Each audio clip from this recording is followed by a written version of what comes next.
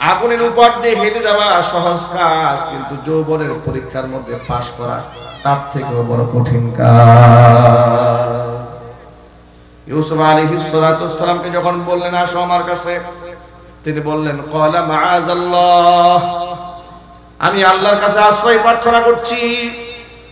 ইন্নাহু রাব্বি আহসানা মাসওয়ায়া, আমার ভাইরা আমারে কুয়ার মধ্যে ফেলে দিয়েছিল হত্যা করার জন্য, সেখান থেকে আমার রব আমাকে উদ্ধার করে মিশরের বাদশার ঘরে থাকার বন্দোবস্ত করে দিয়েছেন। যখন সুবহানাল্লাহ,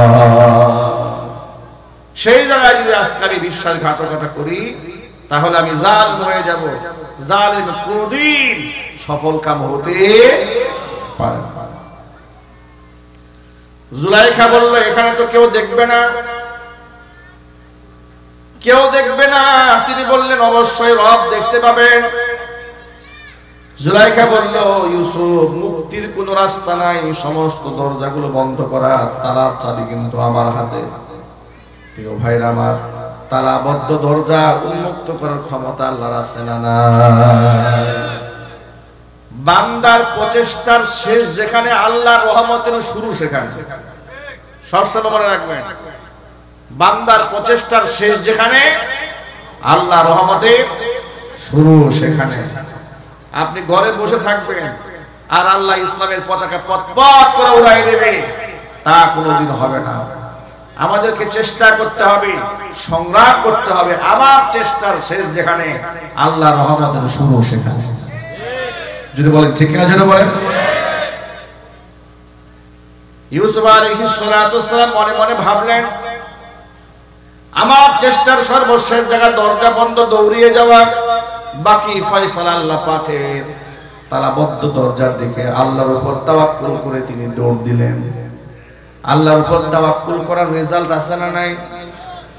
দরজা পর্যন্ত পৌঁছে যেতে না যেতে আল্লাহ পাক আপন কুদরতে সাতটা দরজা নবী ইউসুফ আলাইহিস সালাতু ওয়াস সালামের জন্য উন্মুক্ত করে দিলেন। জুলাইখাটাকে আটকাবার জন্য বহু চেষ্টা করেছে, হাত্তাকে পিছন দিক থেকে জামা এমন ভাবে টান দিয়েছে, হেসকা টান দিয়ে জামাটা ছিঁড়ে ফেলেছে, তারপরেও সেই ইউসুফ আলাইহিস সালাতু ওয়াস সালামকে আটকাতে পারে। একেবারে কোরআনের ভাষায় ওয়াস্তাবাকাল বাব وقدت قميصه من دبر وألف يا سيدها لدى الباب زرقنا الله أكبر واستبق الباب দৌড় দিলেন তালাবদ্ধ দরজার দিকে। একা দৌড় দেন না, কোরআন বলছে পেছনে জুলাইখাও দৌড় দিয়েছে। এত জোরে দৌড় দিয়েছে, কোরআন এটাকে প্রতিযোগিতামূলক দৌড় বলে উল্লেখ করেছে। সুবহানাল্লাহ। এখানে বলেন নাই যাহাবা ইউসুফ, ইউসুফ চলে গেলেন, এটা বলেন ওয়াস্তাবাকা, ইস্তিবাকান। ইস্তাবাকা ইস্তাবিকু ইস্তিবাকান মানে হচ্ছে প্রতিযোগিতামূলক ভাবে দৌড়। তিনি দৌড় দিয়েছেন বাঁচার জন্য, আরেকজন দৌড় দিয়েছে ধরার জন্য। ওয়াস্তাবাকাল বাব,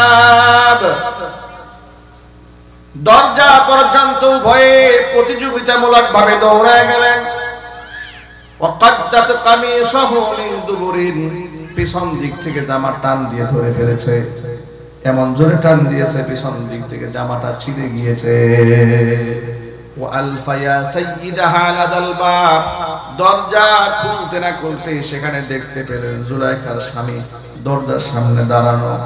কথা আছে যেখানে বাঘের ভয় সেখানে রাত হয়, তাই হয়ে গেল। দরজা খুলে যখন দেখলো হাঁপিয়ে উঠেছে জুলাইখা, হাঁপিয়ে উঠেছে ইউসুফ, ধরা তো পড়ে গেলেন।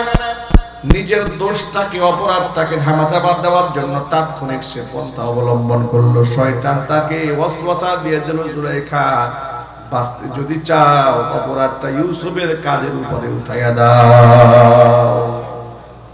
জুলাইখা বলে ফেলল ক্বালাত মা জাযাউ মান আরাদা বিআহলিকা সুআন ইল্লা আইয়ুসজানা আও আযাবুন আলীম। স্বামী আমার যে ইউসুফকে আপনি এত আদর যত্ন করে ঘরের মধ্যে লালন পালন করে বড় করলেন, তিনি আপনার স্ত্রীর দিকে আজকে কুদৃষ্টি দিয়েছেন, এমনকি জবরদস্তি করে তার চরিত্র হরণের চেষ্টা করেছে। চিৎকার দিয়ে ঘৃণার সাথে বলেন নাউজুবিল্লাহ। আলহামদুলিল্লাহ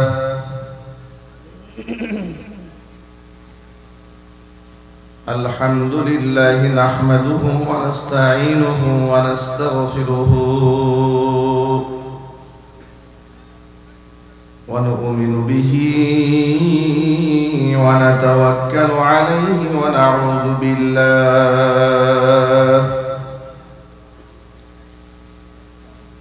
না'উযু বিল্লাহি মিন شرور أنفسنا ومن سيئات أعمالنا من يهده الله فلا مضل له ومن يضلله فلا هادي له ونشهد أن لا إله إلا الله وحده لا شريك له ونشهد أن سيدنا ونبينا وحبيبنا وشفيعنا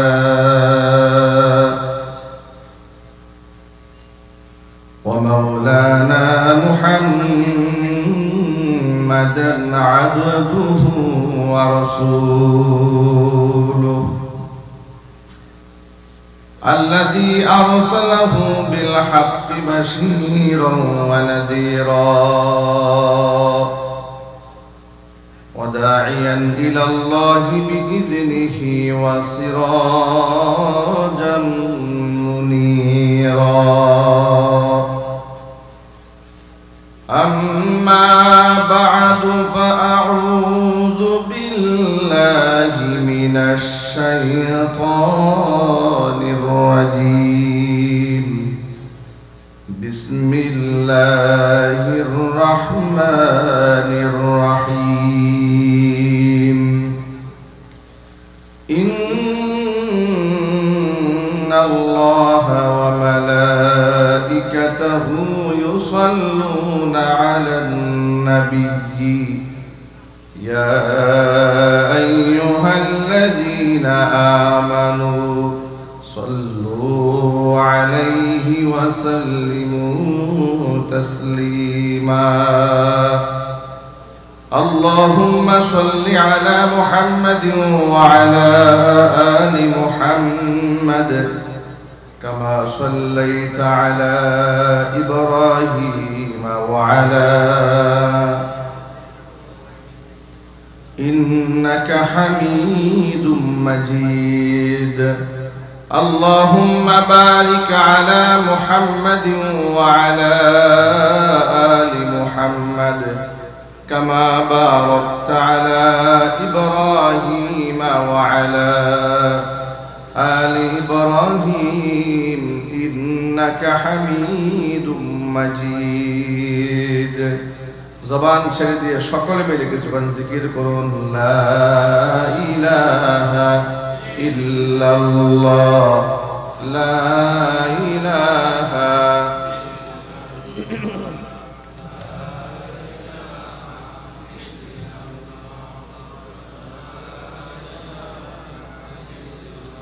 মুহাব্বতে পড়েন লা ইলাহা অপারেটর ভাই স্টেজ মনিটর আওয়াজ আসতেছে না এই দুটোতে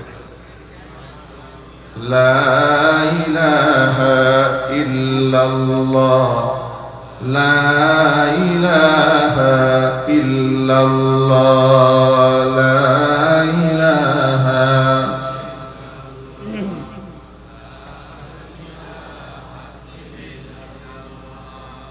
লা ইলাহা ইল্লাল্লাহ illallah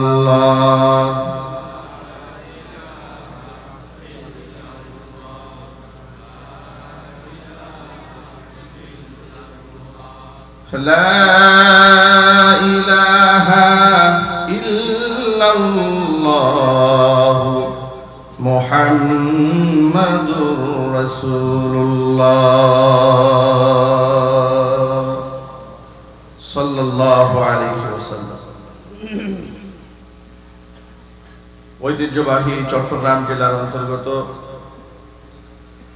সাতকানিয়া উপজেলার পৌরসভার রুজুমরপাড়া ৫ নং ওয়ার্ড রূপালী সংঘ ও একতা সংঘের যৌথ উদ্যোগে আয়োজিত 2 দিন ব্যাপী 34তম বার্ষিক সিরাতুন নবী সাল্লাল্লাহু আলাইহি ওয়াসাল্লাম মাহফিলের আজকের এই প্রথম দিবসের শেষ অধিবেশনের সম্মানিত সভাপতি সাহেব, আমন্ত্রিত হাজারাত উলামায়ে কেরাম, মুরব্বিয়ান ইজম, অত্র এলাকা এবং পার্শ্ববর্তী এলাকার বিভিন্ন প্রান্ত থেকে ছুটে আসা দিনদরদি, ঈমানদার, পরহেজগার, মুত্তাকি মুসলিম ভাইরা, পর্দার অন্তরে অবস্থানরত আমাদের সকলের শ্রদ্ধাভাজন পর্দানিশীন মা এবং বোনেরা, মহান আল্লাহ রাব্বুল আলামিনের দরবারে আলিশানে লাখ কোটি শুকরিয়া আদায় করছি যে মহান মনিব আমাদেরকে জুলাই আগস্টের বিপ্লবের মাধ্যমে 16 বছরের স্বৈরাচার সরকারের জুলুম নির্যাতন থেকে মুক্তি দান করে স্বাধীন বাংলাদেশে স্বাধীনভাবে নিঃশ্বাস ফেলে কোরআন সুন্নাহ থেকে স্বাধীনভাবে কথা বলার পরিবেশ যে মহান মনিব তৈরি করে দিয়েছেন, সেজন্য আপনারা খুশি না বেজার, কম না বেশি? উচ্ছ্বসিত কণ্ঠে খুশি মনে মন প্রাণ উজাড় করে আল্লাহ রাব্বুল আলামিনের শেখানো ভাষায় শুকরিয়া আদায় করছি। জবান ছেড়ে দিয়ে সকলে একযোগে বলছি আলহামদুলিল্লাহ। রব্বানা লাকাল হামদ হামদান কাসীরান তাইয়িবান মুবারাকান ফীহি রব্বানা লাকাল হামদু কামা ইয়ানবাগি লিজালালি ওয়াজহিকা ওয়া আযীমি সুলতানিকা। আল্লাহ রাব্বুল আলামিন রূপালী সংঘ একতা সংঘের উদ্যোগে আয়োজিত এই সিরাত মাহফিলকে কবুল করেন। এই উভয় সংগঠনকে আল্লাহ তাআলা কবুল করে নেন। সিরাত মাহফিলের মাধ্যমে আল্লাহ রাব্বুল আলামিন অত্র এলাকার সমস্ত মানুষের হেদায়েতের জারিয়া হিসেবে সিরাত মাহফিলকে কবুল করেন। অত্র এলাকার সমস্ত মুর্দেগানের কবরে আযাব আল্লাহ তাআলা কিয়ামত পর্যন্ত বন্ধ করে দিন। কাল হাসরের কঠিন ময়দানে এই আয়োজন আল্লাহ তাআলা আমাদের সকলের নাজাতের জারিয়া হিসেবে কবুল করুন। প্রিয় বন্ধুগণ, হেদায়েত দেওয়ার মালিককে আল্লাহ পাক যেন আমাদের সকলকে পরিপূর্ণ হেদায়েত নসিব করেন। অসংখ্য যুবকেরা মাহফিলে শামিল হয়েছেন। যুবক ভাইদেরকে আল্লাহ তাআলা খালিদ বিন ওয়ালিদ রাদিয়াল্লাহু তাআলা আনহুর যোগ্য উত্তরসূরি হিসেবে কবুল করেন। মনে রাখবেন, কিয়ামতের দিন রবের সামনে ভয়াবহ এক পরিস্থিতিকে সামনে নিয়ে দাঁড়াতে হবে। সেদিন 7 শ্রেণীর মানুষকে আল্লাহ তাআলা আরশের ছায়াতলে স্থান দেবেন। সাবআতুন ইউযিল্লুহুমুল্লাহু ফি যিল্লিহি ইয়াওমা লা যিল্লা ইল্লা যিল্লুহু, ইমামুন আদিলুন ওয়া শাবুন নাশআ ফি ইবাদাতিল্লাহ। আল্লাহ তাআলা ন্যায়পরায়ণ বাদশা, ন্যায়পরায়ণ শাসককে আরশের ছায়াতলে স্থান দেবেন। ওয়া শাবুন নাশআ ফি ইবাদাতিল্লাহ, ওই যুবককে আল্লাহ তাআলা আরশের ছায়াতলে স্থান দিবেন যে যুবক তার যৌবনকাল আল্লাহর বন্দেগীতে কাটিয়ে দিয়েছে। ওয়া রাজুলুন কলবুহু মুআল্লাকুন ফিল মাসাজিদ, ওই ব্যক্তিকে আল্লাহ তাআলা আরশের ছায়াতলে স্থান দিবেন যার অন্তর আল্লাহর ঘরের সাথে ঝুলে থাকে। ওয়া রাজুলানি তাহাব্বা ফিল্লাহি ইজতামাআ আলাইহি ওয়া তাফাররাকা আলাইহি, এমন দুই ব্যক্তি যারা একে অপরকে ভালোবাসে আল্লাহর জন্য, বিচ্ছিন্ন হয়ে যায় আল্লাহর জন্য। এমন ব্যক্তিদ্বয়কে আল্লাহ তাআলা আরশে মুআল্লার ছায়াতলে স্থান করে দেবেন। ওয়া রাজুলুন তাসাদদাকা বিয়ামিনিহি হাত্তা লা তা'লামা শিমালুহু মা তুনফিকু ইয়ামিনুহু, ওই ব্যক্তি যে ব্যক্তি ডান হাতে যা খরচ করে তার বাম হাত টের পায় না। আল্লাহ তাআলা সেই ব্যক্তিকে আরশে মুআল্লার ছায়াতলে স্থান করে দেবেন। রাজুলুন দাআতহু ইমরাতুন যাতু মানসাবিন ওয়া জামালিন ফাকালা ইন্নী আখাফুল্লাহ। সুন্দরী বংশীয়া নারী যাকে দেখেছে সে ব্যক্তি বলেছে আমি আল্লাহকে ভয় করি, আল্লাহ পাক তাকেও আরশে মুআল্লার ছায়াতলে স্থান করে দেবেন। রাজুলুন যাকারাল্লাহা খালিয়ান ফাফাদাত আইনাহু। ওই ব্যক্তি যে ব্যক্তি নীরবে নিভৃতে মহান রবকে ডেকেছে, অঝোর ধারায় চোখ থেকে পানি ঝরিয়েছে, সেই ব্যক্তিকে আল্লাহ তাআলা আরশের মুআল্লার ছায়াতলে স্থান করে দেবেন। চিৎকার দিয়ে বলেন সুবহানাল্লাহ। আল্লাহর আরশের ছায়াতলে স্থান পাওয়ার আগ্রহ ইচ্ছা কার কার আছে? মাশাআল্লাহ। আল্লাহ যেন সকলকে কবুল করেন, জোরে বলেন আমিন। এই বক্সগুলা কি বাজে? এটা আওয়াজ শোনা যায়? আওয়াজ ভোল্টেজ নাই, কমে গেছে তো, আওয়াজ কমে গেছে হঠাৎ করে। কি সমস্যা দেখেন তো, কি প্রবলেম হয়েছে? কিয়ামতের দিন মিজানের পাল্লায় যখন আমলনামা ওজন দেওয়া হবে, নবী করিম সাল্লাল্লাহু আলাইহি ওয়াসাল্লাম বলেছেন খুলুকে হাসান, উত্তম চরিত্র, এটা যখন আমলনামায় উঠানো হবে সাথে সাথে আল্লাহ পাক মিজানের পাল্লা ভারী বানায় দেবেন। চিৎকার দিয়ে বলেন সুবহানাল্লাহ। যত ভাইরা এখানে এসেছেন, আজকে আমাকে আলোচ্য বিষয় দেওয়া হয়েছে সূরা ইউসুফ থেকে শিক্ষণীয় বিষয়। সূরা ইউসুফ থেকে সবচেয়ে বড় শিক্ষা হচ্ছে ইউসুফ আলাইহিস সালাতু ওয়াস সালামের চারিত্রিক বৈশিষ্ট্য, যেটা একজন মানুষ হিসেবে একটা মানুষের জীবনের সবচেয়ে বড় অর্জন। কোরআন মাজিদের মধ্যে আল্লাহ রাব্বুল আমিন 25 থেকে 27 জন নবী রাসূলের কাহিনী বর্ণনা করেছেন। নবী রাসূল ছাড়াও আল্লাহ তাআলা আল্লাহর ওলিদের কিসাস কোরআনে বর্ণনা করেছেন। এই ঘটনাগুলো বর্ণনা করার মাধ্যমে আল্লাহ পাক কি বুঝিয়েছেন? আল্লাহ পাক নিজেই সূরা ইউসুফ শেষে বলেছেন আমি কেন তোমাদেরকে কাহিনী শোনাই। যেমন কোরআনে ফিরাউনের কাহিনী আছে না নাই, নমরুদের কাহিনী, আবু জেহেলের, উতবা, সাইবা, এদের কথা কেন আছে কোরআনে? অনেক সময় মাহফিলে প্রেক্ষাপট নিয়ে কথা বলতে গেলে আমরাও বর্তমান সময়ে নব্য আবু জেহেল, নব্য ফিরাউনের কথা উল্লেখ করে আপনাদের সামনে উপস্থাপন করি।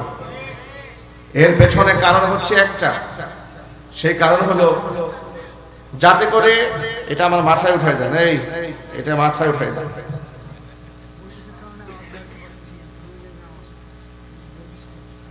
কারেন্টের ভোল্টেজ কম, ও কারেন্ট নাই, ও তো আরেক সমস্যা। ঠিক আছে, এত কাছে কিন্তু কথা বলতে কষ্ট হয়ে যাচ্ছে, এই জন্য বলছি। ঠিক আছে, যদি কোরআনে ফিরাউনের কথা আল্লাহ পাক কেন বলেছে? অনেক সময় দেখবেন যে বক্তারা যদি কোনো গুস্তাখে রাসূল,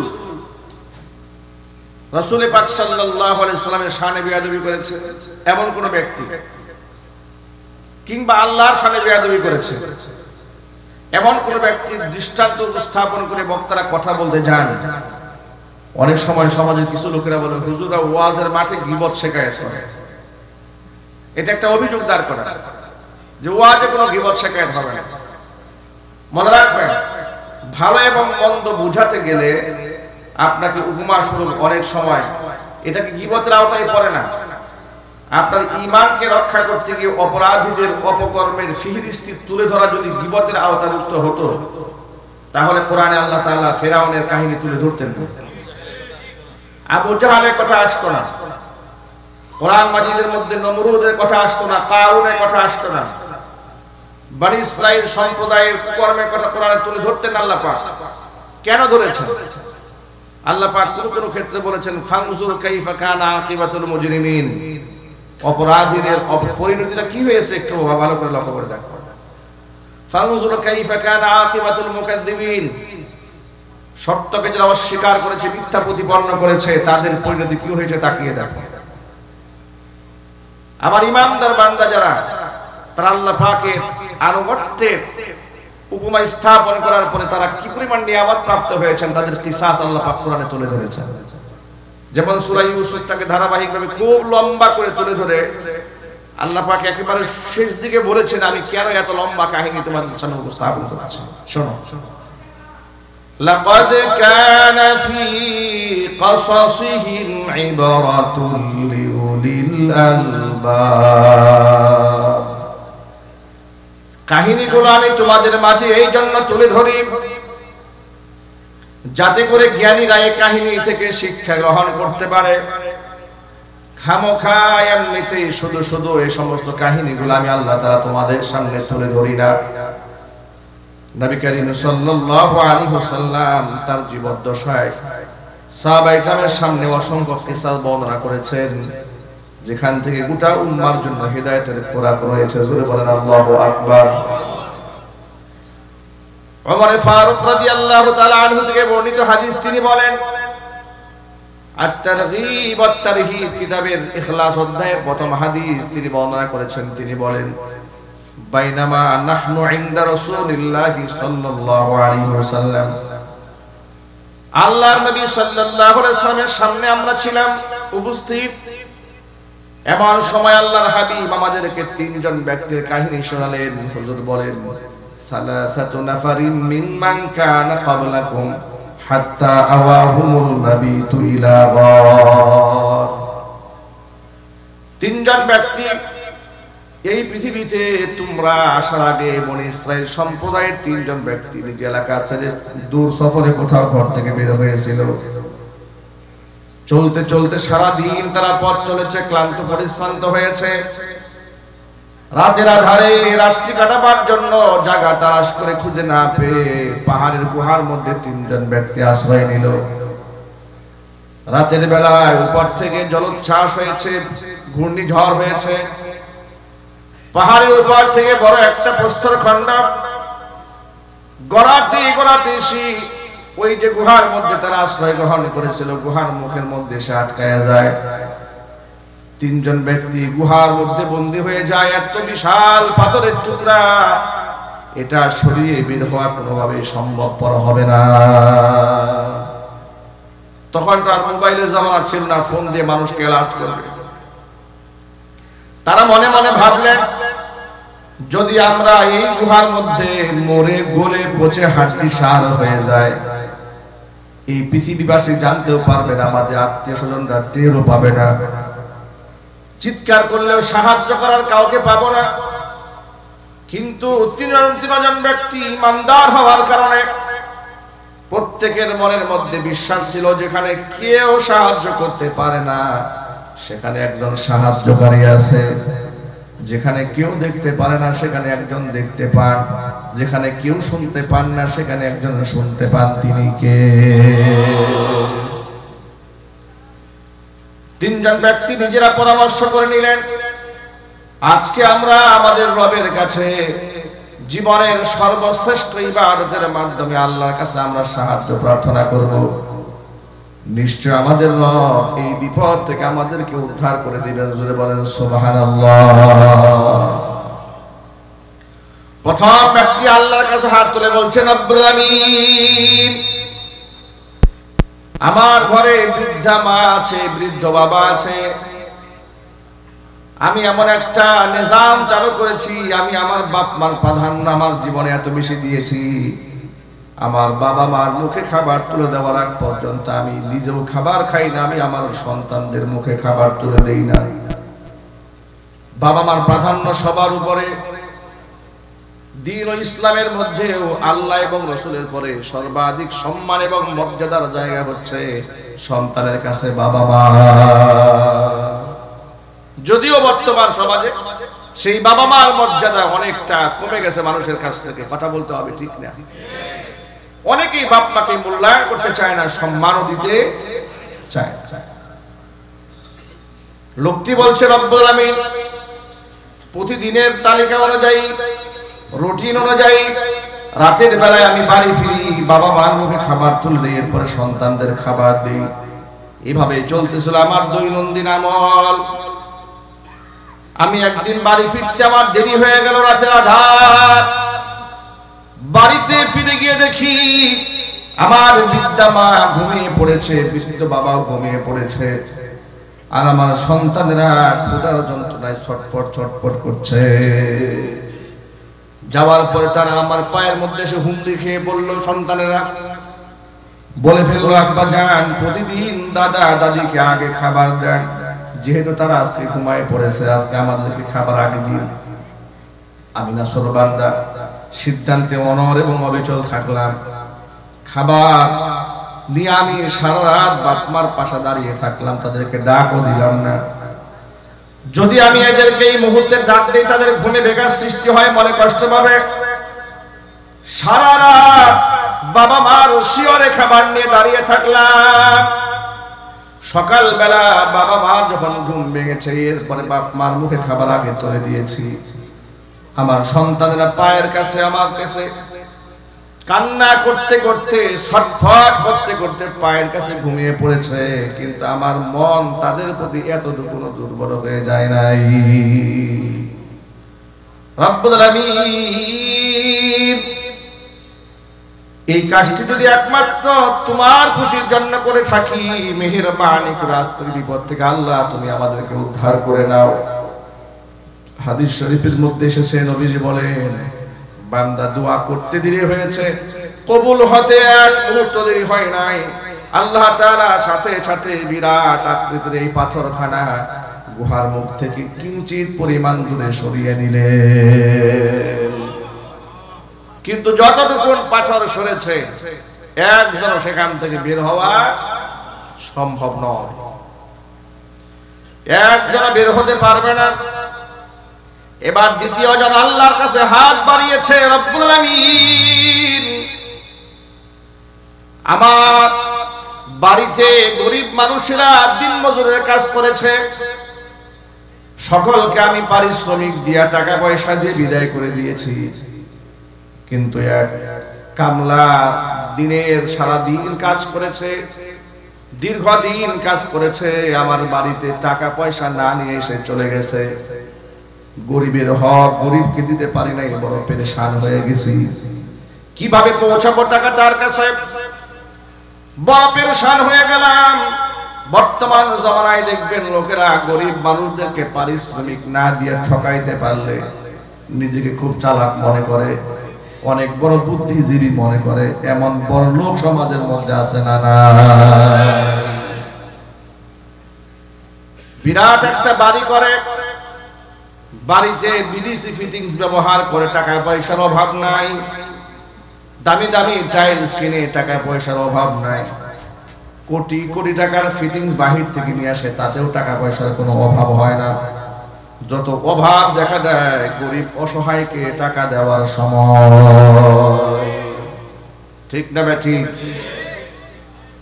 যে শ্রমিকেরা কাজ করেছে শ্রমিকদেরকে ন্যায্য মজুরি দিতে চায় না। সাবধান হয়ে যান, সাবধান। আল্লাহর বান্দা বলছে, রব্বুল আলামিন সবাই যখন চলে গেল আমি বড় পেরেশান হয়ে গেলাম, যে গরিবের টাকা দিন মজুরের টাকা দিয়ে আমি কি করব? কিয়ামতের দিন আল্লাহর কাছে আমি কি জবাবদিহিতা করব? এই পেরেশান যখন হয়ে গেলাম, দীর্ঘদিন আমি এই টাকা দিয়ে কি করব? তার নামে টাকা দিয়ে আমি একটা ছাগল কিনলাম, ছাগল থেকে বাচ্চা হলো, সেটা বিক্রি করলে গাবি কিনলাম, গাবি থেকে আবার বাচ্চা হয়ে গেল। এরকম একের পরে এক তার নামে আমি সম্পদ বাড়াতে বাড়াতে ভেড়া, বকরি, দুম্বা, ছাগল, মহিষ, উট অনেক কিছু খরিদ করেছি তার জন্য।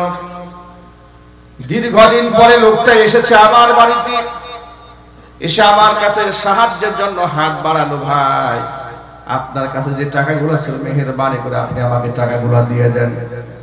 তখন আমি তাকে বললাম যে মরু প্রান্তরে খোলা ময়দানের দিকে তাকাই দেখো, যত সম্পদ দেখা যায় সব তোমার কামাই করা ফসল নিয়ে যাও। লোকটি আমাকে বলছেন, আতাস্তাহজিউবি, আপনি কি আমার সাথে মজাক করেন, দুষ্টুমি করেন, তামাশা করছেন? আমি পাবো সামান্য কিছু টাকা, আপনি আমাকে এতগুলা উট দিয়ে দিচ্ছেন, গাভী দিয়ে দিচ্ছেন, দুম্বা দিয়ে দিচ্ছেন, মেষপাল দিয়ে দিচ্ছেন। তিনি বলেন, আল্লাহর বান্দা শোনো, তোমার রেখে যাওয়া সেই টাকাগুলো নিয়ে আমি বড় পেরেশান হয়ে গিয়েছিলাম, কিভাবে টাকাগুলা তোমার হাতে পৌঁছায় দিব। বহুত খোঁজাখুঁজির পরে যখন তোমাকে আমি কোথাও খুঁজে পাইনি, ওই টাকাগুলা দিয়া তোমার নামে সম্পদগুলো আমি তিল তিল করে করেছি। একটাও আমার সম্পদ নয়, আমি তোমার জন্য করেছি, সব তোমার কামাই করা নিয়ে যাও। লোকটা শুনে আনন্দে আত্মহারা হয়ে সবগুলা উট ভেড়া বকরি দুম্বা নিয়ে বাড়ির উদ্দেশ্যে রওনা হয়ে গেল। রব্বুল আলামিন, কাজটা যদি একমাত্র আমি তোমার খুশির জন্য করে থাকি, তুমি তো আমার মনের খবর জানো, আমার অন্তরের খবর জানো। যদি একমাত্র তোমার সন্তুষ্টি কল্পে কাজটা করে থাকি, মেহেরবানি করে আজকের বিপদ থেকে আল্লাহ তুমি আমাদেরকে উদ্ধার করে নাও। আল্লাহর হাবিব বলেন, বান্দা দোয়া করতে দেরি হয়েছে, আল্লাহর কাছে কবুল হতে দেরি হয় নাই। সাথে সাথে আল্লাহ রাব্বুল আলামিন বিরাট আকৃতির পাথরখানা গর্তের মুখ থেকে কিঞ্চিত পরিমাণ আরো দূরে সরিয়ে নিয়ে গেলে এখন কিছুটা আলো বাতাস ঢুকতে শুরু করেছে, কিন্তু বের হওয়া যাবে না। একজন বের হতে পারছে না, আলো বাতাস যাচ্ছে, অক্সিজেন যাচ্ছে, তাদের মধ্যে একটু আশার সঞ্চার হয়েছে যে না, মহান রব আমাদেরকে এখানে না খাওয়ায় মারবেন না, আমাদেরকে পচায় গলায় এখানে শেষ করবেন না, আশার সঞ্চার হয়েছে। বাকি আছে আরো কয়জন? আরো একজন। তৃতীয় ব্যক্তি আল্লাহর কাছে হাত তুলেছে, রব্বুল আলামিন, আমার এক সুন্দরী চাচাতো বোন ছিল, আমি যার প্রেমাসক্ত ছিলাম, যার প্রতি আমি খুবই দুর্বল ছিলাম। এতই দুর্বল, তাকে আমি বহুবার প্রস্তাব দিয়েছি, কুপ্রস্তাব দিয়েছি, কুমন্ত্রণা দিয়েছি, ওয়াসওয়াসা দিয়েছি, কোনোভাবেই তাকে আমি অন্যায় কাজে রাজি করাতে পারি নাই। এইভাবে এলাকার মধ্যে চরম সংকট আর দুর্ভিক্ষ দেখা দিল। এলাকার মানুষের মধ্যে ক্ষুধা দারিদ্রতা হাহাকার করতে থাকলো। এলাকার মানুষ, ক্ষেত খামারে ফসল নাই, মানুষের পেটে খাবার নাই। কিন্তু আমি যেহেতু সম্পদশালী মানুষ, আমার বাড়িতে এসে আমার সেই সুন্দরী চাচাতো বোনটা আমার কাছে সাহায্যের জন্য হাত বাড়ায় দিল। আমি এটাকে গোল্ডেন মোমেন্ট মনে করলাম, সুবর্ণ সুযোগ ভাবলাম। অবশ্যই অবশ্যই তোমাকে সাহায্য করব, কিন্তু শর্ত আছে একটা। এতদিন পর্যন্ত যে প্রস্তাবে রাজি হও নাই, ওই প্রস্তাবে যদি রাজি হয়ে যাও, অবশ্যই তোমাকে আমি 100 স্বর্ণ মুদ্রা দেব। আমার সেই বোনটি জীবন বাঁচাবার জন্য পরিবারের সদস্যরা না খেয়ে আছে, তাদের চিন্তা করে আমার অন্যায় প্রস্তাবে রাজি হলো। তাকে আমি 100 স্বর্ণ মুদ্রা হাদিয়া দিলাম। আর সুনির্ধারিত সময় যখন আমি তার সান্নিধ্যে একাকিত্বে মিলতে গেলাম, আমি যখন একবারে তার ঘনিষ্ঠভাবে তার কাছে গিয়েছি, আমার বোনটি আমাকে ডাকতে বলছেন, ইত্তাকিল্লাহ, ও ভাই তুমি আল্লাহকে ভয় করো। এই কথা বলা মাত্র আমার অন্তরের মধ্যে এমন একটা ভয় ঢুকেছে, একটা সেকেন্ড বিলম্ব না করে আমি সেখান থেকে পিছপা বের হয়ে এলাম। পৃথিবীর কেউ সে খবর জানে না, দুনিয়ার কেউ যদি নাও জানে, কে জানেন? আরো যদি বলেন, আরো চিৎকার দিয়ে বলেন। আল্লাহকে ডেকে বলছে, রব্বুল আলামিন, দুনিয়ার কেউ যা দেখে নাই, দুনিয়ার কেউ যা জানে না, একমাত্র তুমি জানো কেন আমি সেদিন ওই রুম থেকে বের হয়ে এসেছিলাম। একমাত্র তোমার ভয়ে যদি আমি সেই রুম থেকে বের হয়ে এসে থাকি, মেহেরবানি করে আজকের বিপদ থেকে আল্লাহ তুমি আমাদেরকে উদ্ধার করে নাও। নবীজি সাল্লাল্লাহু আলাইহি সাল্লাম বলেছেন, বান্দা দোয়া করতে দেরি হয়েছে, বান্দার দোয়া আল্লাহর কাছে কবুল হতে দেরি হয় নাই। সাথে সাথে আল্লাহ তাআলা বিরাট আকৃতির পাথরটাকে গর্তের মুখ থেকে অপসারণ করিয়ে দিয়ে 3 জন ব্যক্তির জন্য মুক্তির রাস্তা বের করে দিলেন। আল্লাহ আছেন না নাই? কোরআন মাজিদ আল্লাহ বলেছেন, মাইয়াত্তাকিল্লাহা ইয়াজআল লাহু মাখরাজা ওয়া ইয়ারযুকুহু মিন হাইসু লা ইয়াহতাসিব। যেই ব্যক্তি আল্লাহকে ভয় করে, আল্লাহ পাক ওই ব্যক্তির জন্য মুক্তির রাস্তা খুলে দেন। আর এমন জায়গা থেকে আল্লাহ পাক তার রিজিকের ফয়সালা করেন যে বান্দা কোনোদিন সেটা কল্পনাও করে নাই। জোরে জোরে করেন সুবহানাল্লাহ। ইউসুফ আলাইহিস সালাতু ওয়াস সালাম কি এইভাবেই মিশরের অধিপতির স্ত্রী জুলাইখা একান্তে ডেকেছিল নিজের কামরায়। কোরআন বলছে ওয়ারাওয়াদাতুল্লাতী হুয়া ফি বাইতিহা আন নাফসিহি ওয়া গাল্লাকাতিল আবওয়াবা ওয়া ক্বালাত হাইতা লাক ক্বালা মাআযাল্লাহ ইন্নাহু রাব্বি আহসানা মাসওয়ায়া ইন্নাহু লা ইউফলিহুজ যালিমুন।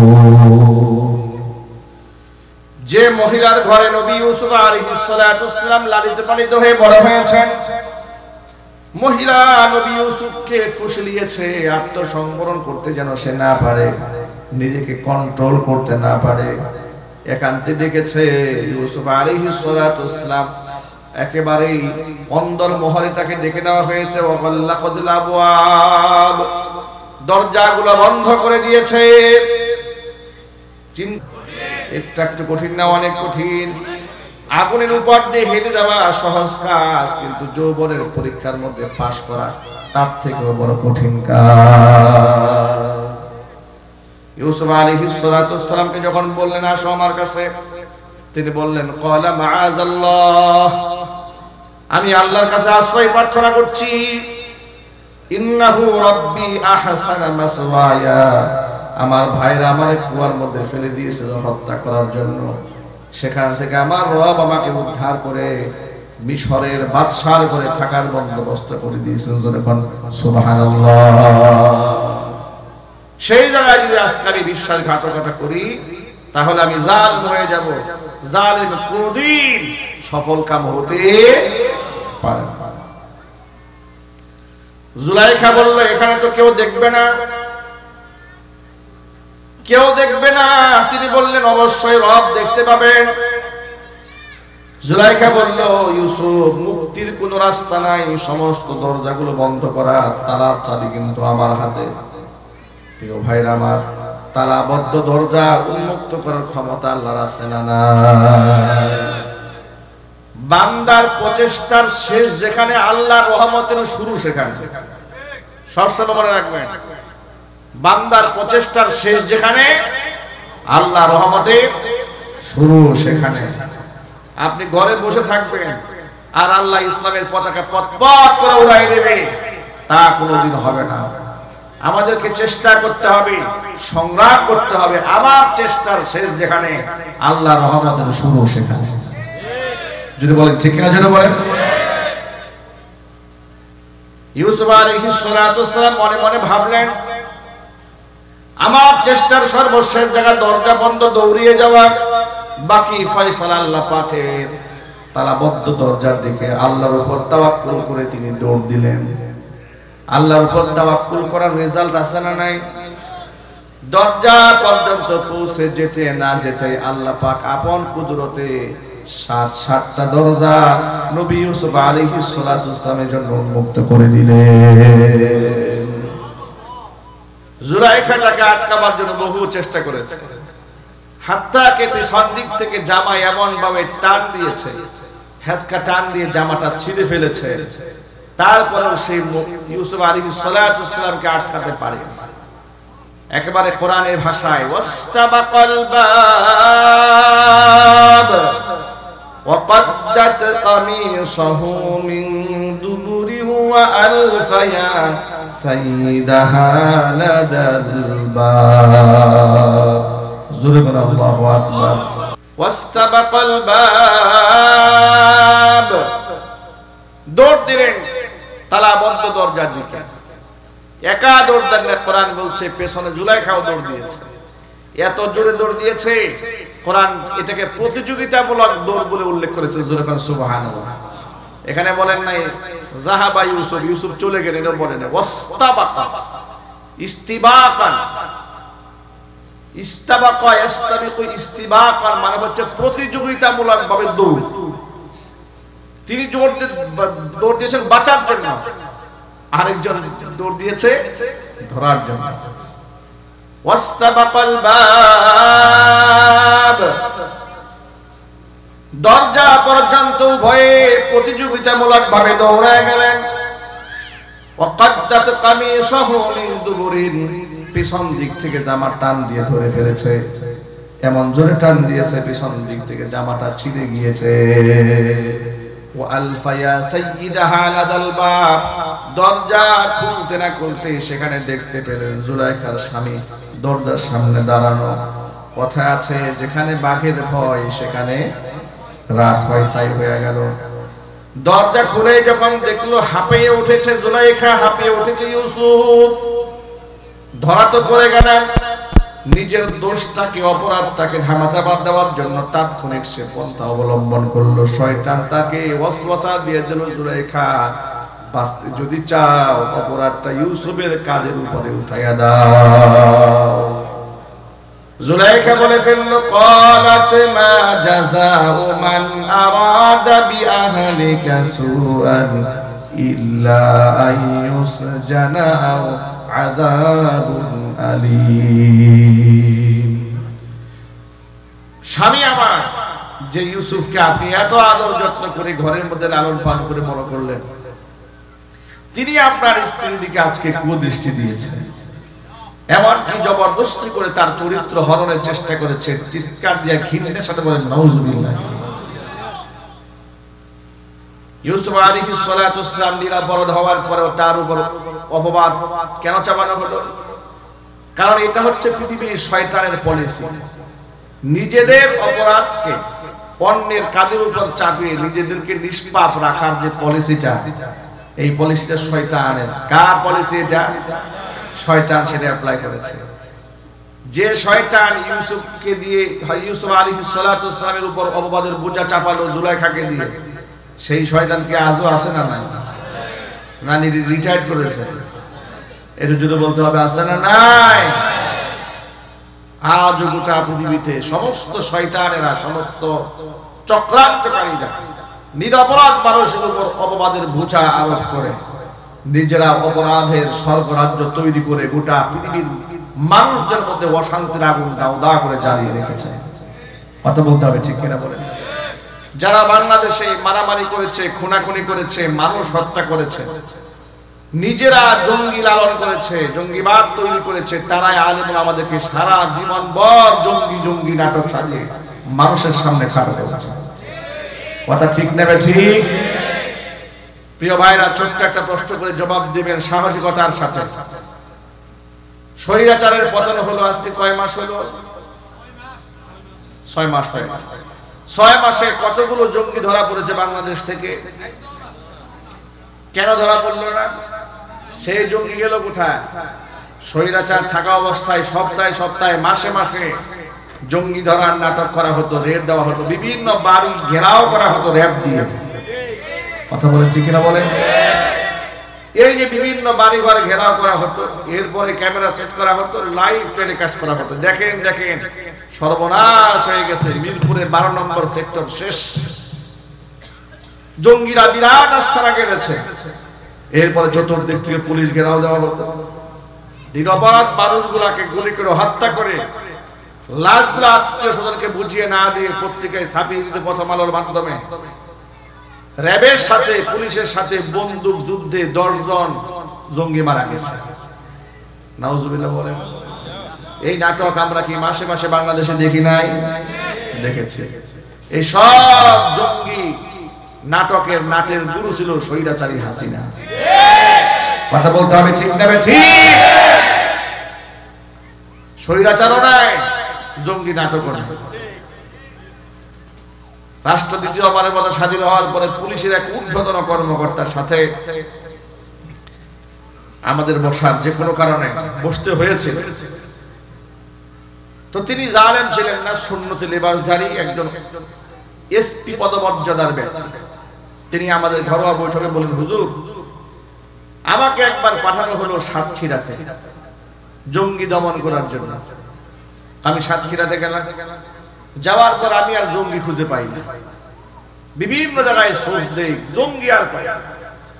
এলাকার লোকেরা আমাকে বলা বলে শুরু করলেন। আমাকে পুলিশ হাই কমিশন থেকে ফোন দিল, কমিশনার সাহেবরা ফোন দিল, কি ব্যাপার অমুক সাহেব, আপনার আগে যিনি ছিলেন এখানে দায়িত্বে, তিনি সপ্তাহে সপ্তাহে জঙ্গি ধরতেন সাতক্ষীরা থেকে, আপনি একটা জঙ্গি ধরতে পারেন না, 3 মাস হয়ে গেল, ব্যাপারটা কি, আপনি কি দায়িত্ব অবহেলা করছেন? সে বলছে হুজুর আমি বড় পেরেশান হয়ে গেলাম, কিন্তু জঙ্গি পাচ্ছি না, আমি কি করবো এখন? তখন আমি সোর্স তালাশ করা শুরু করলাম যে সোর্সটা কি। পরে খোঁজখবর নিয়ে একজন সোর্স পেলাম, তাকে বললাম ভাই তুই আমার চাকরিতে রক্ষা কর, আসল ঘটনা বল তো, আমার আগের অফিসার কেমনে জঙ্গি পাইতো? বলে স্যার আপনি কোনো টেনশন নেবেন না, আপনার কয়টা জঙ্গি লাগবে বলেন আমাকে।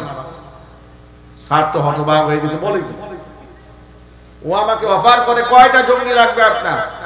সব ব্যবস্থা আছে। কেমনি ব্যবস্থা? সব ব্যবস্থা আমি করে দেবো, আপনি শুধু আমার টাকা দেবেন। কি করতে হবে?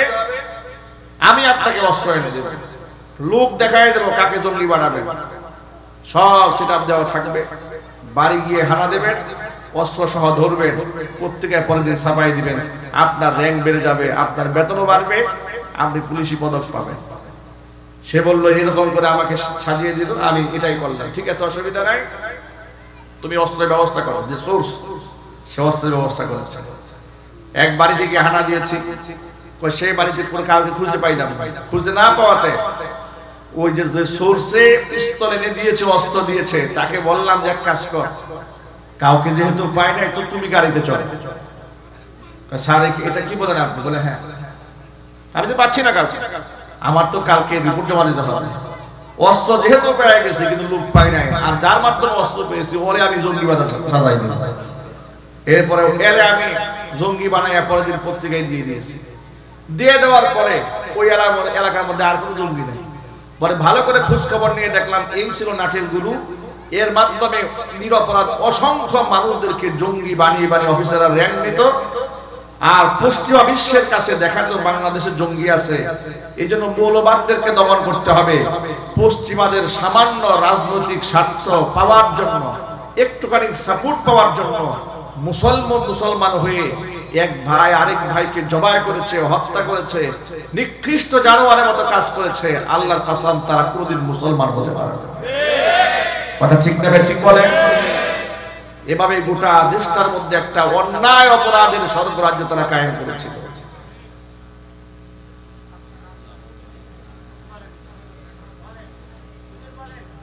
হ্যাঁ, লাইন আছে? আচ্ছা লাইট দেন। আমি দিকে তাকিয়েছে, রক্তিম বর্ণ লাল হয়েছে, বাদশা রাগে গুসায় ক্ষোভে। বাদশা মনে মনে ভাবলো যাকে এত মহাব্বত করলাম, এত ভালোবাসলাম, সে নাকি মুস্তাক করলো, সে নাকি আমার স্ত্রীর দিকে কুনজর দিয়েছে, তার শাস্তি হওয়া দরকার। বাদশাকে ইউসুফ আলাইহিস সালাতু ওয়াস সালাম এবার বলল, ক্বালা হিয়া রাওয়াদাতনি আন নাফসি। ও বাদশা, আপনি আমাকে জালেম মনে করবেন না, আপনি আমাকে অপরাধী মনে করবেন না। আমি কিন্তু অপরাধ করিনি। আপনার স্ত্রী জুলাইখা আমাকে ওয়াসওয়াসা দিয়েছে, প্রবঞ্চনা দিয়েছে, কিন্তু আমি তার পাতানো ফাঁদে পা দিই নাই।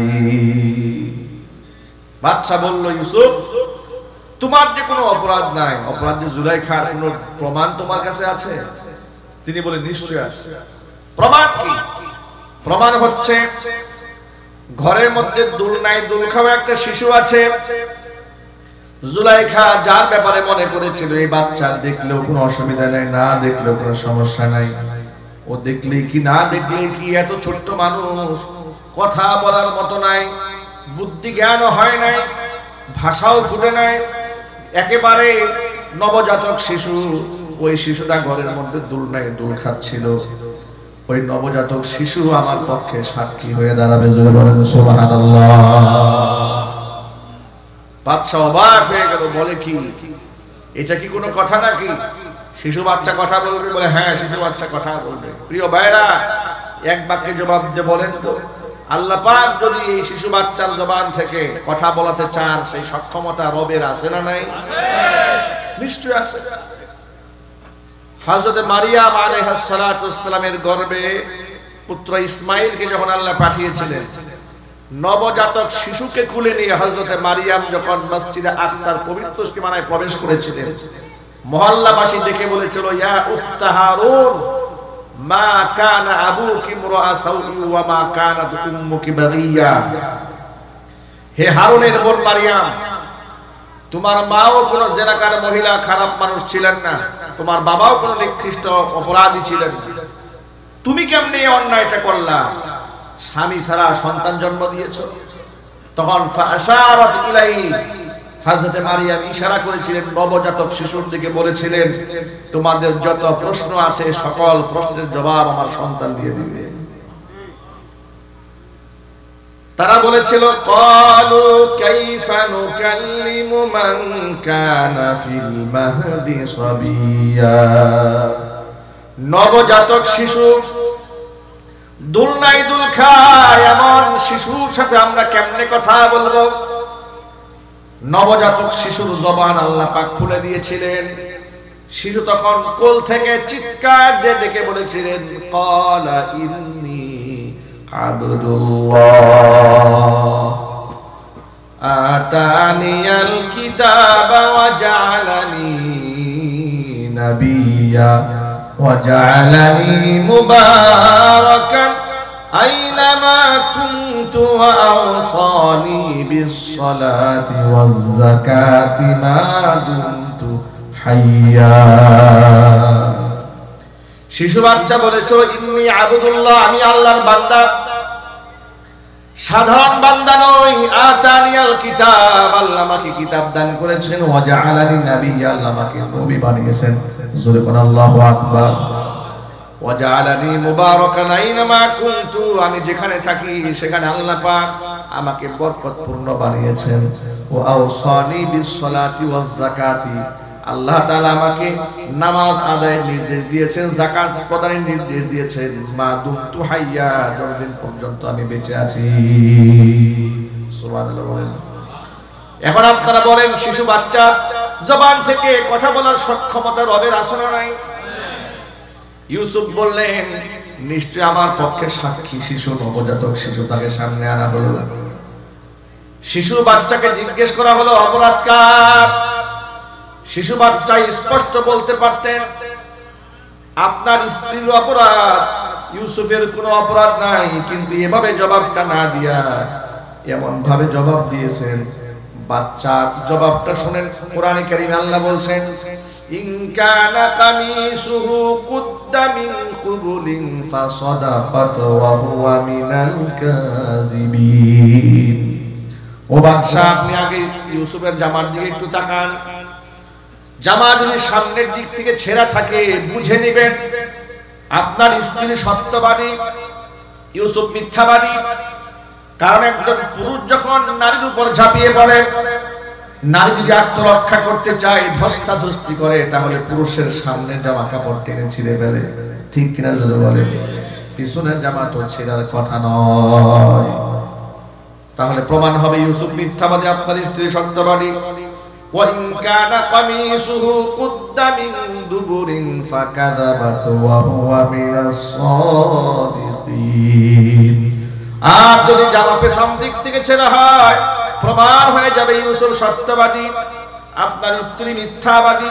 এখন আপনারা বলেন, এক বাক্যে জামা কি সামনে ছেঁড়া না পেছনে? আর জোরে বলেন। কোরআন মাজিদ আল্লাহ পাক বলছেন, ফালাম্মা রাআ কামিসাহু কুদ্দা মিন দুবুরিন ক্বালা ইন্নাহু মিন কাইদিকুন্না ইন্না কাইদাকুন্না আযীম। বাচ্চা যখন ইউসুফের জামার দিকে তাকিয়েছে, তাকিয়ে দেখে জামা পেছন দিক থেকে ছেঁড়া, বুঝার আর কোনো বাকি থাকলো না। যত চক্রান্ত মহিলা স্ত্রীকে ডেকে বলছেন, ইন্না কাইদাকুন্না আযীম, তোমাদের মহিলাদের চক্রান্ত বড় ভয়ঙ্কর চক্রান্ত। এই ফাঁদে যে ব্যক্তি পা দিবে, জ্ঞানী মানুষের জ্ঞান শেষ, শিক্ষিত মানুষের শিক্ষা শেষ, সম্মানিত ব্যক্তিদের সম্মান মুহূর্তের মধ্যে তারা ধুলার সাথে মিশিয়ে দিতে পারে। জোরে বলেন ঠিক কিনা? এই যে Saqlain police officer, Saqlain commissioner, ইতিহাসটা আপনাদের মনে থাকার কথা। পরিমণি কাণ্ডে কি একটা ঘটনা ঘটে গিয়েছিল। এত বড় সম্মানিত একটা পোস্টে চাকরি করেন, মেধাবী বিসিএস ক্যাডার, ঢাকার পুলিশ কমিশনার, পরিমণির সাথে ধরা পড়লো, নানান কিছু ধরা পড়েছে। বেচারার চাকরি শেষ হয়েছে, বেটার বেতন শেষ হয়েছে, শাস্তি হয়েছে, মান সম্মান সব নষ্ট হয়ে গেছে। বড় ভয়ঙ্কর ব্যাপার। আমি আমার সকল ভাইদের প্রতি উদারতা আহ্বান জানাচ্ছি, বিশেষ করে যুবকদেরকে। যুবক ভাইরা আমার, কিয়ামতের আগে আল্লাহ তাআলা এই পৃথিবীতে এমন কিছু মহিলাদেরকে পাঠাবেন যারা আসবে এমন ফিতনা নিয়ে দুনিয়াতে, পর পুরুষকে আকৃষ্ট করবে, আবার পর পুরুষের দিকে নিজেরাও ঝুঁকে যাবে। সেই ফিতনা থেকে বাঁচার দরকার আছে না নাই? আরো জোরে বলতে হবে, আছে না নাই? আর এখান থেকে যুবকেরা অবশ্যই বাঁচতে পারবে ইনশাআল্লাহ, যদি যুবকরা 5 ওয়াক্ত নামাজি হয়ে যায়, আল্লাহমুখী হয়ে যায়, মসজিদমুখী হয়ে যায়, তাকওয়াবান হয়ে যায়। যুবকেরা আজকের পর থেকে 5 ওয়াক্ত নামাজ বা জামাত মসজিদে আদায় করার জন্য দৃঢ় সংকল্প করতে রাজি আছেন? কারা কারা দুহাত দেখতে চায়? ভালো করে হাত তোলেন। আল্লাহ যেন কবুল করেন, জোরে কোন আমিন। কথাগুলো কি মনে থাকবে? আরো জোরে বলেন ইনশাআল্লাহ বলেন। কোরআন বলেছে, ইন্নাস সালাতা তানহা আনিল ফাহশাই ওয়াল মুনকার, নিশ্চয়ই নামাজ মানুষদেরকে সব ধরনের অন্যায় থেকে, অপকর্ম থেকে বাঁচায় দেয়। সুতরাং যুবক ভাইরা আমার, গোটা দুনিয়ার সমস্ত ফিতান থেকে যদি আমরা বাঁচতে চাই, মসজিদমুখী হওয়া ছাড়া বিকল্প কোনো রাস্তা নাই। আল্লাহর ঘরের সাথে সম্পর্ক জুড়ে রাখে। দেখুন, বাংলাদেশের বর্তমান প্রেক্ষাপটটা একটু ভয়াবহ প্রেক্ষাপট। আল্লাহর খাস রহমত, আল্লাহ পাক রাষ্ট্রকে দ্বিতীয়বারের মতো স্বাধীন করেছেন। স্বাধীনভাবে আমরা কথা বলার পরিবেশ পেয়েছি, কিন্তু এই স্বাধীনতা রক্ষা করার দরকার আছে না নাই? আর এটা ইমানদার ছাড়া মুনাফিকরা কোনদিন রাষ্ট্রের স্বাধীনতা, সার্বভৌমত্ব রক্ষা করতে পারবে না। কথা ঠিক কিনা বলেন? একমাত্র ইমানদারেরাই পারবে স্বাধীনতা, সার্বভৌমত্ব রক্ষা করার জন্য। ইমানদার ছাড়া মুনাফিকেরা কোনদিন পারবে না। যারা ক্ষমতা লোভী, যারা গদি লোভী, তারা রাষ্ট্রের ভালো মন্দ চিন্তা করবে না। ক্ষমতায় যাওয়ার জন্য ওই স্বৈরাচারের মতো তারাও মোদির সাথে আতাত করতে পারে। কথা ঠিক নেবে ঠিক? সেই ক্ষেত্রে আমাদের বার্তা বড় পরিষ্কার। মোদির সাথে আতাত করে স্বৈরাচারের যে অবস্থা হয়েছে, যারা আবার নতুন করে ক্ষমতায় যাওয়ার জন্য তাদের সাথে আবার সহানুভূতিশীল আচরণ করবে, তাদের কপালে এর থেকে ভয়ঙ্কর পরিণতি জুটবে। দেশের মানুষ এখন সচেতন হয়েছে, আলহামদুলিল্লাহ বলেন। এদেশের তরুণ প্রজন্ম জাগতে শিখেছে। আমি এই দেশের তরুণ প্রজন্মকে নিয়ে এখন গর্ব করি। একসময় হতাশ ছিলাম, মাহফিলে বলতাম যে রাস্তাঘাটে এরা টিকটক বানায়, ব্রিজে টিকটক বানায়, পাবজি গেমস খেলে, এদেরকে দিয়ে আর ভবিষ্যতে কিছু হবে না। কিন্তু আল্লাহর রহমতে জুলাই আগস্টের বিপ্লবে আমাদের তরুণরা আমাদের চোখের সামনে পর্দা সরিয়ে দিয়েছে। আমাদের তরুণরা দেখিয়ে দিয়েছে জীবনের ঝুঁকি নিয়ে, তারা দেশপ্রেম নিয়ে, আল্লাহর উপর দৃঢ় বিশ্বাস নিয়ে বাতিলের চোখে কিভাবে চোখ রাখিয়ে কথা বলতে হয়। আর সেই যুবকেরা, যে যুবকেরা হাসি মুখে প্রাণ বিলিয়ে দিতে জানে, সেই যুবকরা বাংলাদেশে থাকবে যতদিন এই দেশের মান, সম্মান, স্বাধীনতা, সার্বভৌমত্ব অক্ষুণ্ণ থাকবে ততদিন।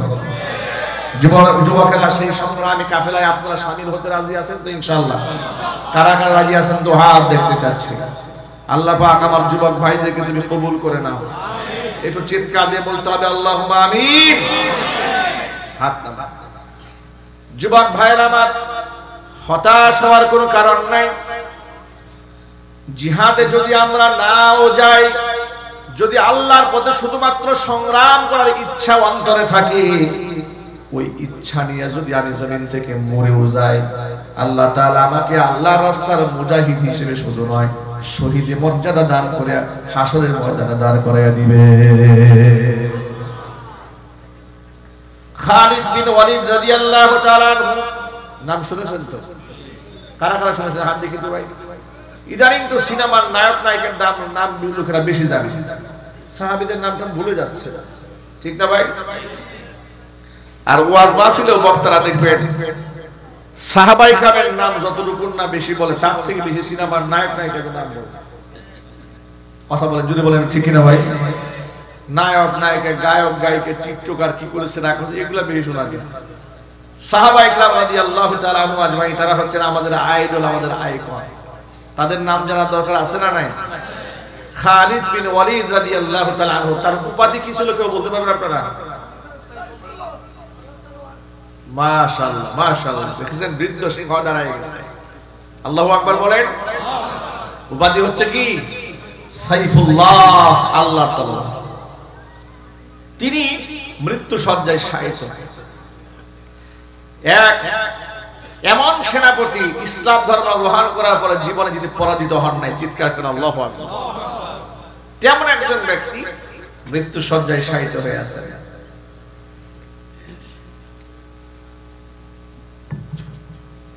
মনের মধ্যে তার খুব কষ্ট। স্ত্রীকে ডাক দিয়ে বলে, প্রিয়তমা স্ত্রী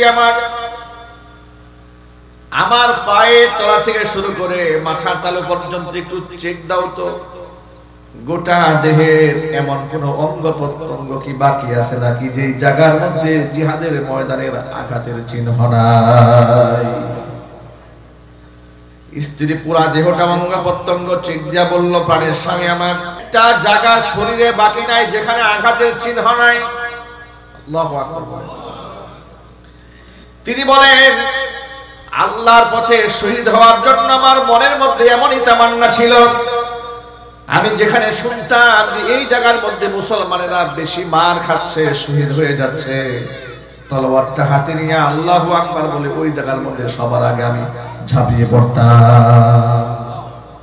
মনে মনে ভাবতাম হয়তো আল্লাহ আমার শাহাদাত নসিব করবেন, কিন্তু আল্লাহ পাকের এমনই ফয়সালা, আমার তলোয়ারের সামনে এই পৃথিবীর কোন কাফের জীবনে একবারের জন্য টিকে থাকতে পারে নাই। আল্লাহু আকবার বলে। ইসলামের অপরাজেয় সেনাপতি খালিদ বিন ওয়ালিদ রাদিয়াল্লাহু তাআলা তিনি বললেন, প্রাণের বিবি আমার মনে একটা খুব কষ্ট। কি কষ্ট আপনার মনে? আমি যে আল্লাহর পথে শহীদ হওয়ার জন্য এত চেষ্টা করলাম, এত সংগ্রাম করলাম, দেহটা জাররা জাররা করে ফেলেছি, জাররা করে ফেলেছি, দেহের একটা অঙ্গ বাকি নাই যেখানে আঘাতের চিহ্ন নাই। কত মানুষ আমার চোখের সামনে শহীদ হয়ে গেল, কিন্তু আমি কেন শহীদ হতে পারলাম না? আল্লাহ তাআলা আমাকে শহীদের মর্যাদা কেন দিলেন না? স্ত্রীর জবাব দিয়ে বলে, আপনার নাম কি? বলে, আমার নাম খালিদ বিন ওয়ালিদ। আপনার উপাধি কি? বলে, আমার উপাধি হচ্ছে সাইফুল্লাহ। সাইফুল্লাহ মানে হচ্ছে আল্লাহর তলোয়ার। আপনি যদি পরাজিত হয়ে যান, আপনি যদি শহীদ হয়ে যান, এর মানে কাফেররা আল্লাহর তলোয়ারটাকে ভেঙে ফেললো, ঠিক কিনা বলেন? আপনি যদি শহীদ হন, এর মানে প্রমাণ হয়ে গেল সাইফুল্লাহ আল্লাহর তলোয়ারটাও ভেঙে যায়। আল্লাহর তলোয়ার ভাঙতে পারে এমন শক্তি আসমানের নিচে জমিনের উপরে একজনেরও নাই।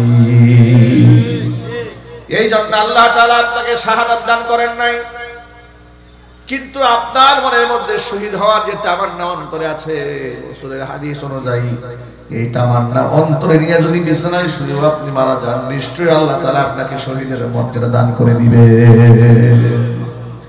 প্রিয় যুবক ভাইরা, কিসাস থেকে, গণনা থেকে এই সবকটা আমরা নিতে চাই। আল্লাহর পথে শহীদ হওয়ার তামান্না অন্তরের মধ্যে রাখতে হবে, তা না হলে এই জমিনের মধ্যে ইসলাম কায়েম করা যাবে না। এই কথা কেউ চিন্তা করবেন না। স্বৈরাচারী পালিয়েছে, ইসলাম কায়েম করা সহজ হয়ে গেছে, এত সহজ নয়। স্বৈরাচারী পালালেও স্বৈরাচারীর দূষররা বাংলাদেশে এখনো আছে না? আর জোরে বলতে হবে, আছে না নাই? প্রিয় ভাই, আজহারি ভাই শুধু বলেছে এক দল খেয়েছে, আরেক দল খাওয়ার জন্য রেডি হয়ে আছে। একটা সামান্য কথা বলাতে গোটা দেশ গরম হয়ে গেছে, ঠিক না? ঠিক। উনি তো কারণ নাম বলেছে। সামনে কে ক্ষমতা আসবে? বিএনপি আসতে পারে, জামাত আসতে পারে, ইসলামী আন্দোলন আসতে পারে, ইসলামী সমমনা দলগুলো ঐক্য করে তারাও তো ক্ষমতায় আসতে পারে, ঠিক না ভাই? হঠাৎ করে কারো গায়ে লাগলো না, কিছু লোকের গায়ে লাগলো, কারণটা এর কারণ খুব স্পষ্ট। বাদশার কাছে বিচার গেছে, বাদশা আপনার গুডাউন থেকে তুলার বস্তা সব চুরি হয়ে যাচ্ছে।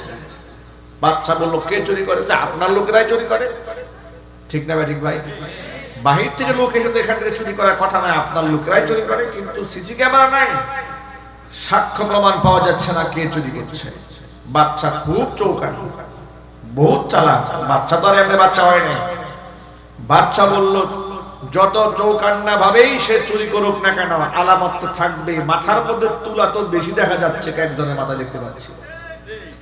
এ কথা খালি বলছে বাচ্চা যে মাথায় তুলা দেখা যাচ্ছে, সাথে সাথে একজন হাত দিছে মাথার মধ্যে। কেউ মাথায় হাত দেয় নাই, যে চুরি করছে ও মাথায় হাত দিছে, যা তুলা টুলা আছে কিনা। প্রিয় ভাইরা আমার, জন্যায় করেছে তার মাথায় হাত পড়েছে।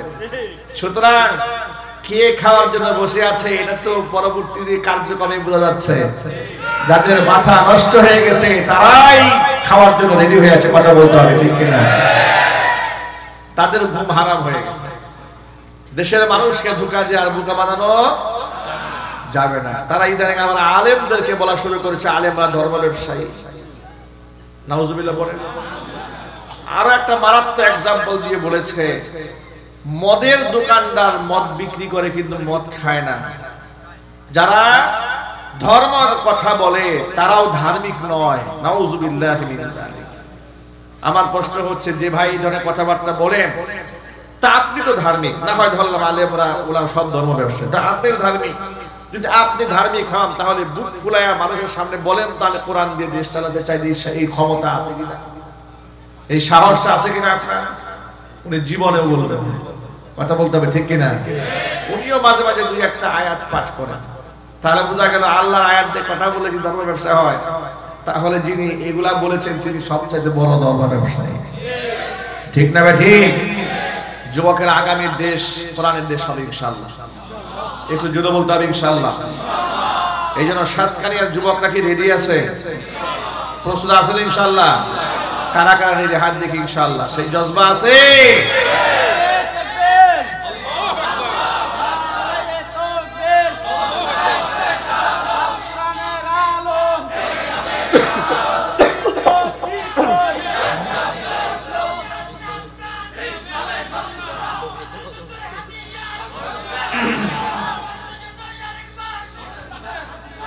সুতরাং ভাইরা আমার, ভয়ের কোনো কারণ নাই, বলেন ইনশাআল্লাহ। আমরা শুধু একজনকে ভয় পাই, তিনি কে? শুধু কাকে ভয় পাই? আল্লাহ ছাড়া আমরা কাউকে ভয় করি না। আমরা জেল খেটেছি, জরিমানা দিয়েছি, কিন্তু বাতিলের সামনে আমরা আপোষ করি না, ঠিক কিনা বলেন?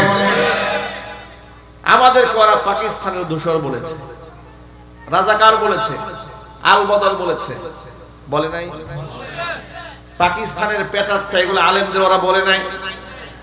হেফাজতে ইসলামের শাপলা চত্বরে যে সমস্ত ছাত্রদেরকে শহীদ করা হয়েছে, সেই শহীদদের রক্তের সাথে গাদ্দারি করে, বেঈমানি করে, রক্ত নিয়ে উপহাস করে জনৈক মন্ত্রী আব্দুর রাজ্জাক তিনি দাঁত কিলায় কিলায় বলেছিলেন যে হেফাজতে জঙ্গি, তালেবান, বাংলাদেশের দুশ্মন, স্বাধীনতার দুশ্মন।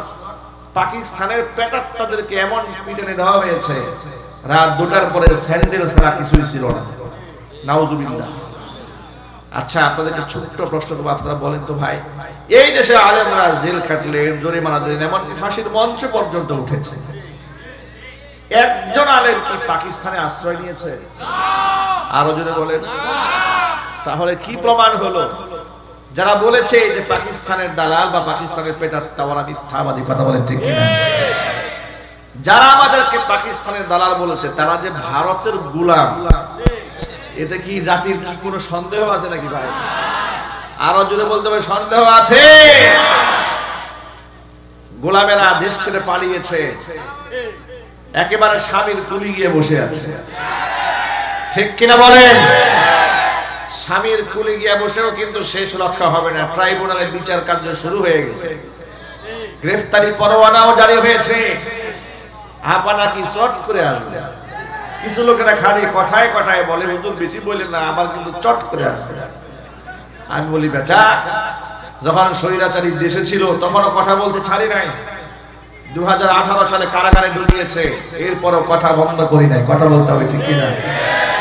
চট করে আসবে কেন? আমরা তো তাকে বরণ করার জন্য রেডি হয়ে বসে আছি। চট করতে হবে কেন? উনি বলুক না কবে আসবে, আমার সংবর্ধনা দেবো বিমানবন্দর থেকে। গোটা জাতির 18 কোটি মানুষ ঝাড়ু নিয়ে জুতা নিয়ে সংবর্ধনা দেওয়ার জন্য রেডি। কথা বলতে হবে যুবকেরা, ঠিক কিনা বলে? ঝাড়ু জুতা নিয়ে বরণ করতে রেডি আছেন তো ইনশাআল্লাহ? সুতরাং প্রস্তুত থাকতে হবে, ভয় পাওয়ার কোনো কারণ নাই। কারো আস্ফালন দেখে আপনারা ভয় পাবেন। এমনকি যারা স্বৈরাচারীদেরকে বাংলাদেশে পুনর্বাসন করার জন্য চেষ্টা করবে, তাদেরকেও শায়েস্ত করার জন্য রেডি হয়ে থাকে ইনশাআল্লাহ। খুনিদের বিচার হওয়ার দরকার আছে না নাই? ছাত্র হত্যা করেছে, আলেম হত্যা করেছে, দেশকে ধ্বংস করেছে, দেশের স্বার্থকে ধ্বংস করেছে। ওদের বিচার না হলে এদেশের মধ্যে প্রতি বছর একটা করে হাসিনা জন্ম হবে। এমন বিচার এই মাটিতে আমরা করে ছাড়বো ইনশাআল্লাহ। আগামী কিয়ামত পর্যন্ত আর একটা হাসিনা এই মাটিতে জন্ম নেবে না ইনশাআল্লাহ। রাজি আছেন কিনা? আমি দুহাত দেখতে যাচ্ছি। আল্লাহ যেন সকলকে কবুল করেন, জোরে করেন আমিন। যুবক ভাইরা আমার, ঈমানি পরীক্ষার মধ্যে উত্তীর্ণ হতে হবে, বলি ইনশাআল্লাহ। এই জন্য সকলকে নামাজি হয়ে যেতে হবে, কোরআনমুখী হয়ে যেতে হবে। পারবো তো ইনশাআল্লাহ? আর রাসূল পাক সাল্লাল্লাহু আলাইহি ওয়াসাল্লামের কোন সুন্নাহকে খাটো করে দেখা যাবে না। হুজুরের কোন আদর্শকে তুচ্ছ তাচ্ছিল্য করা যাবে না, ব্যঙ্গ বিদ্রুপ করা যাবে না। দাড়ির ব্যাপারেও নয়, টুপির ব্যাপারেও নয়, মিসওয়াকের ব্যাপারেও নয়, তাসবিহ জায়নামাজের ব্যাপারেও নয়। কোনো ব্যাপারে ইসলামের শরীয়তের কোনো একটি বিষয়কে তুচ্ছ করা যাবে না। আমরা রাসূল পাক সাল্লাল্লাহু আলাইহি ওয়াসাল্লামের সকল সুন্নাহকে হাসি মুখে পালন করব, আমরা বলি ইনশাআল্লাহ। আল্লাহ যেন কবুল করে, জোরে করে আমিন। তাহলে কিয়ামতের দিন আল্লাহ রাব্বুল আলামিনের আরশে মুআল্লার ছায়াতলে আমরা ইনশাআল্লাহ স্থান পাবো। আল্লাহ তাআলা যেন আমাদের সকলকে আজকে যে কথাগুলো আপনাদের সামনে উপস্থাপন করেছি আমল করার তৌফিক দান করেন। রূপালী সংঘ, একতা সংঘকে আল্লাহ তাআলা কবুল করেন। দুদিন ব্যাপী সিরাতুন নবী সাল্লাল্লাহু আলাইহি ওয়াসাল্লামের মাহফিলে আজকের এই সমাপনী অধিবেশনে যে কথাগুলো আমি বলেছি, সবার আগে আল্লাহ তাআলা আমাকে কবুল করেন। গান গাই বলে তাই শিল্পী বলো না মোরে, গান গাই বলি তাই শিল্পী বলো না মোরে, শিল্পী তো নয় মোর পরিচয়,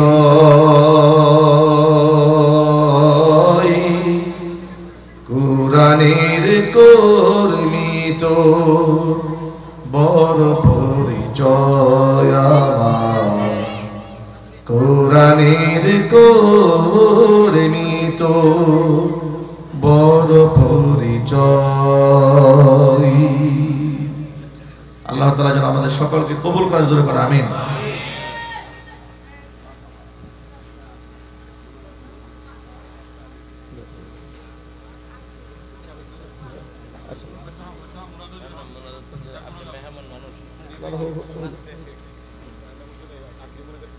ঠিক আছে ইনশাআল্লাহ। আল্লাহ রাব্বুল আলামিন আমাদের সকলকে যে কথাগুলো বলেছে আমল করার তৌফিক দান করেন, আমিন। হুজুর আসছেন, হুজুর আখেরি আলোচনা সংক্ষিপ্ত কথা বলে উনি আখেরি মুনাজাত দেবেন ইনশাআল্লাহ।